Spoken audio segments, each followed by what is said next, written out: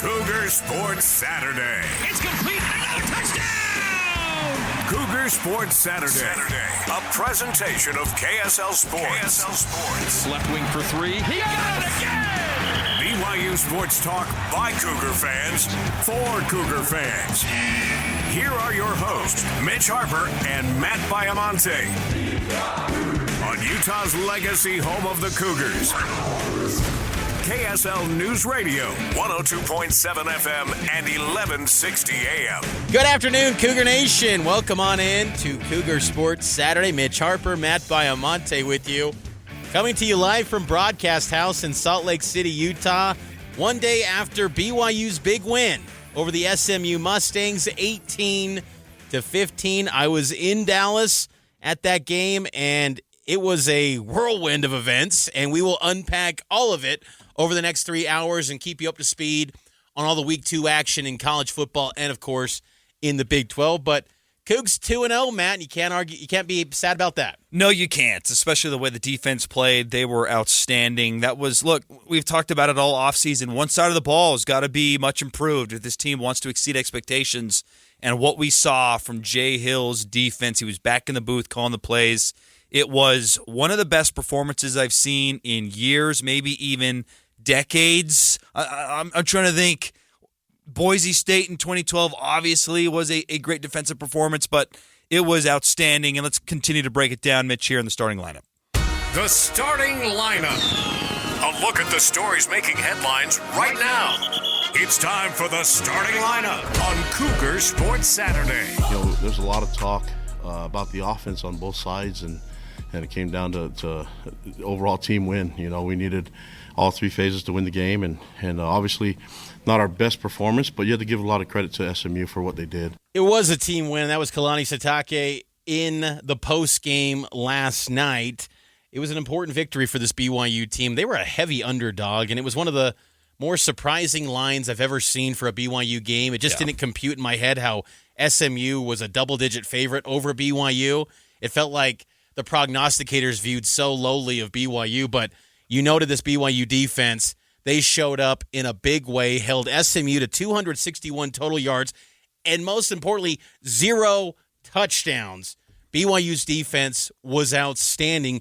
We've talked a lot about this in the offseason, that this defense was going to be improved, but they showed us that they can win a rock fight, and that's pretty impressive. And I loved the 3 sacks, Mitch. I thought there was tremendous pressure on the quarterback. They did a better job of containing the run. Hard to always contain someone as athletic as Jennings. He had a long run of 15 yards, but look, he had 9 carries for 38, average of 4. That's pretty good against a really freaky athletic quarterback.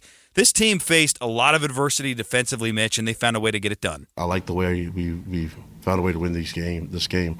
In the past, we've been down or had turnovers, and guys hung their heads in the past, and now the guys are fighting through and not giving up. So, to get the ball back and then turn it over and then get the ball back again, that's leadership on our defense and our staff, our coaches, and the guys' belief in each other. But you just have to go through some adversity for these guys to trust each other like that. So. Always bank on BYU, Kalani coach teams to start a season strong. Yeah. The month of September is kind to BYU. Cougars are 2-0 for, I believe, the 5th straight year. They start out 2-0 to open up a season. They get off to strong starts, and this was another chapter of BYU pulling off an upset early in the season over an SMU team that was okay. I don't think SMU is going to end up being much in the ACC. I think they were a little bit overhyped, but still, in this moment for this BYU team that's working its way to build itself in the Big 12 Conference, this was an important win. And going back to the defense, I thought the speed of BYU's defense stood out. At the linebacker position, Jack Kelly, Isaiah Glasker, Harrison Taggart, these guys were all over the place. They shined bright in that game last night. Taggart was unbelievable. 8 tackles, 4 solo, a couple broken passes, quarterback hurries, forced a fumble. Taggart is an underrated guy on this defense. And I also loved what I saw from Glasker. I think Jack Kelly was great as well. I loved seeing his ability to not only rush the passer, but on that final drive, Mitch, when he was spying Jennings on multiple occasions, unbelievable effort, and his acceleration, I think, is underrated. It looked like he shot out of a cannon on a couple plays where Jennings tried to get out of the pocket. Kelly was right on him. That is a really, really strong linebacking group. Taggart, Glasgow, Kelly. You couple that with better defensive pressure. Bagna's been nice. I think, of course, Tyler Batty's doing what he does. Mangelson and John Nelson, maybe some of the unsung heroes of this defense, underrated interior defensive linemen. If this group can stay healthy, that front seven, if they can stay healthy, Latui, put him in there as well. He made some difference-making plays. I think this is a defense capable of being top 4 in the Big 12. I really do. Again, SMU, they're not one of the best offenses in college football this year, but they had athletes. They had some skill positions that probably have a couple guys playing Sundays, if we're being honest. That running back who switched from slot receiver, that one run he had where he was making jukes and almost fumbled a football, that was a great play. But this defense, they're noticeably better. And if they can continue to play at this level, BYU is going to be in a position to win a lot of football games. 3 sacks for BYU's defense last night. Season total now is up to 5. They're almost halfway, or a little bit, pretty much halfway from the 11 total last season. 8 tackles for loss last night, 1 interception, 7 quarterback hurries, a forced fumble. They were all over the place. We brought up Jack Kelly, 3 quarterback hurries last night, 5 tackles, a sack, a 1.5 tackle for loss. Jack Kelly is a difference maker. He's living up to the hype. And then some. I think Isaiah Glasgow, I was getting a little bit worried when he was down on the field in the second half with an injury, but came back in, and he said it was no big deal. He was fine. There's playmakers on this team, and I think what's also noteworthy is that you had guys leave the field, and it didn't matter who was out there. They stepped up. There was a stretch early in the third quarter.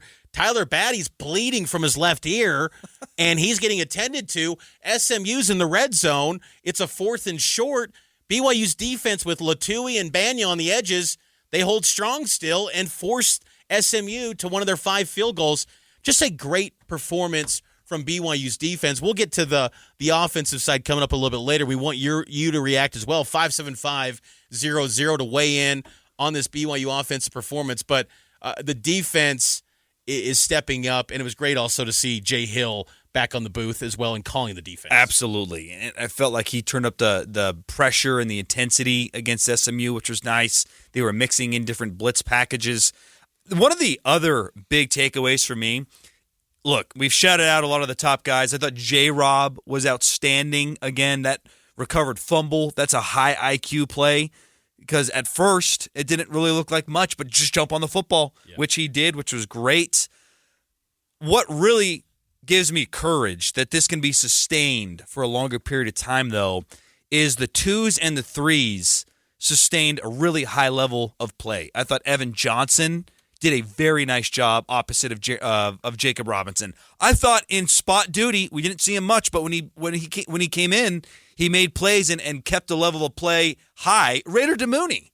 I think Raider is much improved from last year. Last year at times, it felt like Raiders not ready to play, even though he had to jump in because of the injuries at safety. This year, though, Raider looked nice. Talon Alfrey was making plays. So I thought that second and even at times third units at certain positions defensively, Mitch, kept a high level of play. And that's important going forward. They're not going to stay this healthy all year. It's just too hard in football.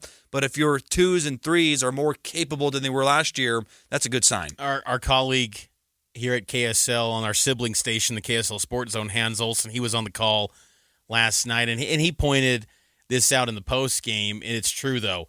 The reinforcements, the commitment on the defensive line with Kelly Papinga, Sione Buha, Chad Kahaha, and Gary Anderson all working with that defensive line. It's paying off. There are some great minds along that defensive front coaching these guys, and you have seen so much improvement from this group. Even on the second unit defensive tackle, which I've been harping on as a big question, Luke Tuamalatai steps in and has some big plays, 3 tackles in that game. BYU was getting contributions from a lot of different guys on the defensive side because, coming into the game, SMU coach Rhett Lashley said they're probably, for lack of a better term, bend but don't break. And in stretches they were. Yep. I mean, they bent at times. Because you saw when Kevin Jennings came into the game, you felt, oh no, add this to the long list of backup quarterbacks that just roll through BYU. You're thinking, uh-oh, here we go, because BYU crushed Preston Stone. They single-handedly got him benched in that game because they couldn't do anything. Those first 2 drives, they were just stuck in mud, and then he comes in for the 5th series by design. 3 and out. And it's 3 and out. I mean, BYU was lights out on Preston Stone. Jennings had a little bit more success on the ground, but still, that's another storyline too. BYU, it was a big focus to control the quarterback run game for that opposing offense, and Jennings, despite what felt like at times big gain after big gain, he only ended up with 38 yards on 9 carries. So BYU did a nice job on that defensive side. If there's a stat that would ever indicate the bend, don't break model, I loved what I saw last night watching the game back here in Utah. 4 SMU drives started in BYU territory. 3 points allowed. That's pretty remarkable, Mitch, for that defense to be given bad field position over and over again. And even at times where it's like, okay, the offense is sputtering, let's have a good punt, shank. And they just continued to stay with it. That was a really gutsy performance by the defense. BYU fans today feeling maybe mixed about what to read about this game. Look, at the end of the day, just enjoy that's a win. Yep. It's a different world for BYU as a power conference team. Years ago, in the group of 5 Mountain West Independence era, you would have been like, okay, we're not going to get ranked. This is going to ding us. There's SMU. They got to be good. No, just find a way to win. Yep. Just survive and advance in a way, and each week just continue to stack them up, and let's see what happens at season's end. But, I think that BYU was tough in this game, and coming away with a win was key for this group. We got a question for you, 57500. If you're already a part of that text group, we sent this question out to you when the show started, but you can participate by texting us, 57500. Did Jake Retzlaff, Mitch, do enough on the final drive of the game to be the starter next week against Wyoming? Here was his thoughts last night on that defensive performance. Yeah, it's really nice to have a defense like that goes out there, flies around, and makes plays all over the place. And what I love about our defense is it can be any given guy on any given play. And they made a play there and got us the ball back, which was huge. Let's talk more about Jake Retzlaff's performance next here on Cougar Sports Saturday. Mitch Harper, Matt Baiamonte live here on this Saturday afternoon. Let's talk more BYU win over SMU next here on Cougar Sports Saturday.